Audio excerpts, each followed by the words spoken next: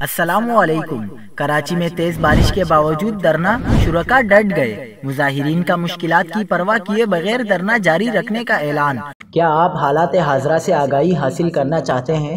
خبر کے پیچھے چھپے اصل حقائق جاننا چاہتے ہیں تو ابھی سبسکرائب کیجئے جلمل پاکستان کو اور ساتھ ہی گھنٹی کے نشان پر کلک کر دیں۔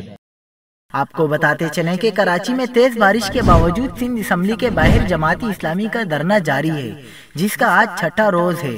تیز بارش کے دوران بھی دھرنے میں شرکا موجود ہیں، جو سردی سے بچنے کے لیے آگ جلا کر بیٹھے ہیں۔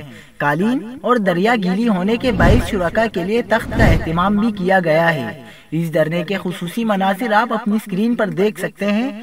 سندھ اسمبلی کے باہر دھرنے کے شرکا کی تواضع گرم انڈوں، کہوہ چائے اور سوپ سے کی جا رہی ہے۔ امیر جماعت اسلامی کراچی حافظ نعیم الرحمان کا کہنا ہے کہ سخت موسم اور سردی کی راتوں میں یہاں بیٹھ کر سندھ کے عوام کی نمائندگی کی ہے۔ آئین کے خلاف اکثریت کی بنیاد پر قانون سازی کالا قانون ہی کہلائے گا۔